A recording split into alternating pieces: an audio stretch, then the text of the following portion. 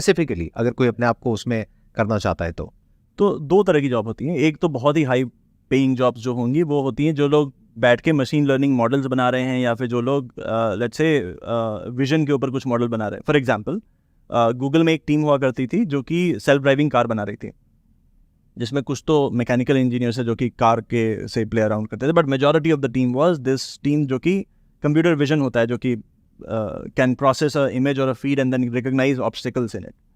तो वो काम कर रहे थे कि if you have a feed of images coming to you, then how do you recognise कि लेन कहाँ पे है, कार कहाँ पे है, ऑब्जेक्ट कहाँ पे है, and then how do you change lanes etcetera.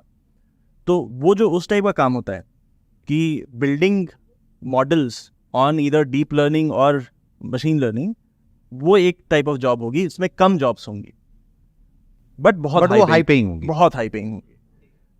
The other would be application of the AI and ML that exists today, and all of the other software engineering techniques that exist today, which is, are you able to build a product for the end consumer?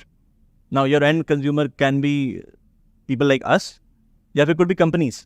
तो वो जो secondary skill है, that is also going to be important, and like given there is shortage of these kind of people, तो वो भी अभी आज की डेट में बहुत हाई पेइंग जॉब है। वो आज की डेट में है, बट फ्यूचर में अगर देखा जाए तो I think more and more of जो ऐसे लोग होंगे जो कि मशीन्स को अच्छे से यूज करना जानते हैं, यानी प्रॉम्प्टिंग अपने आप में अभी अनएक्सप्लोर्ड है। Prompt engineering, yes, prompt engineering, people don't know exactly कि पॉसिबिलिटीज क्या है। लेकिन प्रॉम्प्ट इंजीनियरिंग के बाद भी आपको थोड़ा बहुत समझ में आना पड़ेगा कि प्रॉम्प्ट इंजीनियरिंग से जनरेट हुआ क्या। जैसे फॉर एग्जांपल आज की डेट में भी, फॉर एग्जांपल जैसे मैं ChatGPT यूज़ करता हूँ टू जनरेट कोड, तो वो जो कोड जनरेट होता है उसको फिर बैठ के मैं पढ़ता हूँ कि इसमें क्या हो रहा है, कुछ मिस तो नहीं हो गया, क्योंकि prompt engineering is not perfect.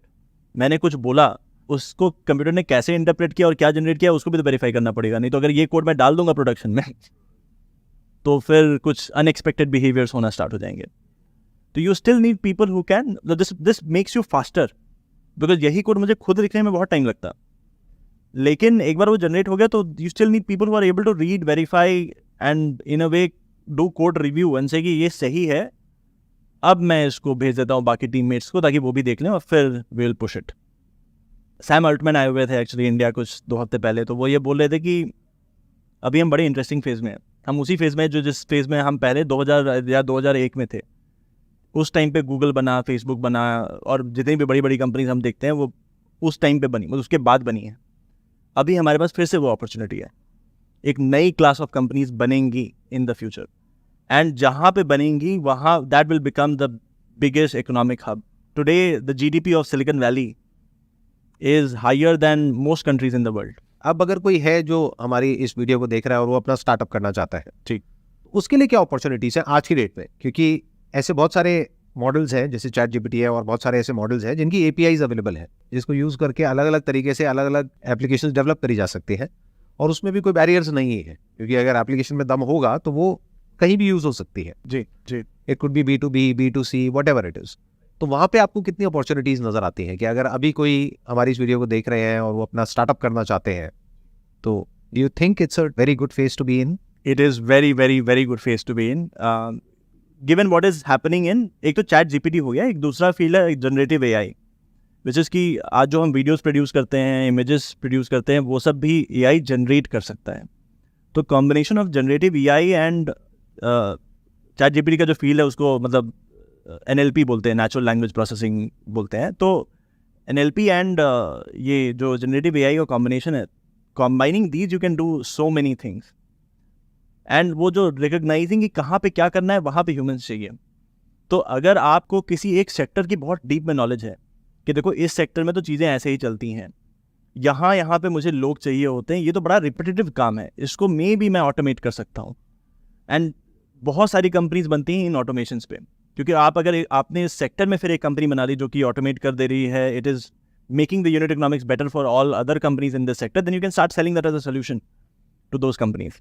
हाँ, जैसे आपसे बात करते करते मेरे माइंड में ऐसी एक सोल्यूशन आ रहा है कि मतलब फॉर एग्जांपल अगर मेरे को अभी स्क्रैच से शुरू करना है तो मैं क्या कर सकता हूँ कि एक ऐसी एप्लीकेशन बना सकता हूँ कि जितने भी रिटेल आउटलेट्स होते हैं वहाँ पर अगर कोई कैमरा लगा दिया जाए, जो होते ही हैं यूजुअली CCTV कैमराज होते हैं और होते हैं, और उस कैमरे से हम कैप्चर करें डेटा जो भी उस दुकान के अंदर, उस शॉप के अंदर लोग एंटर कर रहे हैं, और उसमें से हम देखें कौन कन्वर्ट होता है और कौन नहीं होता है, और उसमें कोई पैटर्न ढूंढने की कोशिश करें यूजिंग एआई। जी जी जी जी जी बिल्कुल। और अगर हम पहले ही वो अलर्ट कर सके पूरी की पूरी सेल्स टीम को कि ये जो कस्टमर अभी एंटर हुए हैं इनकी परचेज करने की पॉसिबिलिटी इतनी है और they are like high value, तो वो उस हिसाब से सेग्रीगेट भी हो सकता है, मतलब they can deploy different people according to that.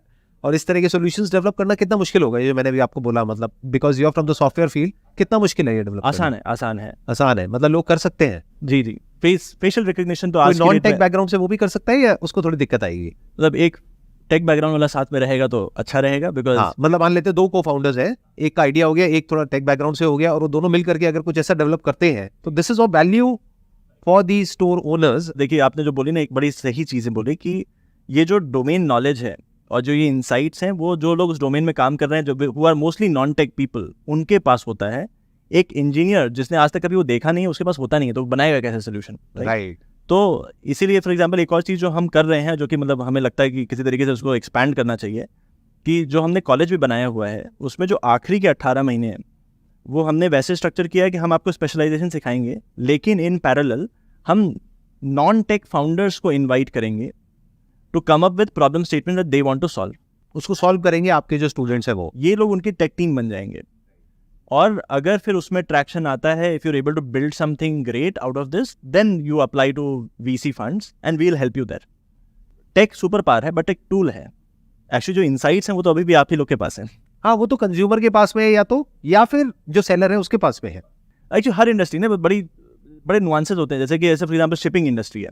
अब शिपिंग इंडस्ट्री में भी कैसे पोर्ट का यूटिलाइजेशन मैक्सिमाइज करना है, कौन सी शिप आएगी, किस टाइम पे जाएगी, ये भी एक छोटी सी प्रॉब्लम एग्जिस्ट करती है वहाँ पे, which has large revenue impact.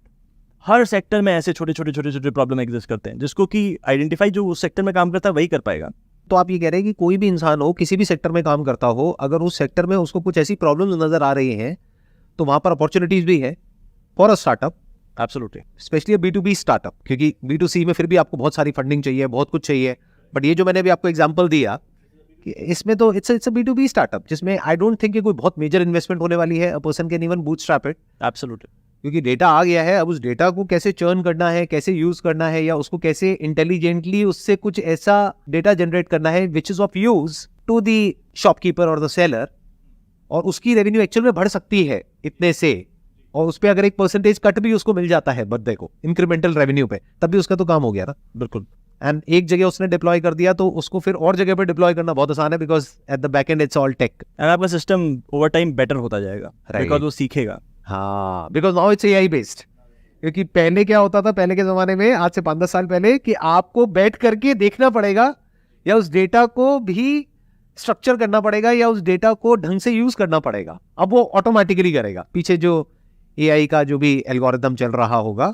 और आपका डेटाबेस बढ़ता जाएगा of faces that you have, of people that you have, people as they do more of this, और स्ट्रॉन्ग कन्विक्शन बिल्ड होता जाएगा जो आप डेटा बना। और वहां से हो सकता है ऐसी ऐसी इंसाइट्स निकल करके आएंगी जो कोई इंसान सोच भी नहीं सकता है। जी, क्योंकि मशीन का क्या है कि they can think actually out of the box, वो कुछ भी सोच सकते हैं ना। And it is collective intelligence. Collective intelligence. एक इंसान तो एक ही दुकान देख पाएगा ना, वो मशीन तो बहुत सारी दुकानें देख रही है, बहुत सारे लोगों को देख रही है।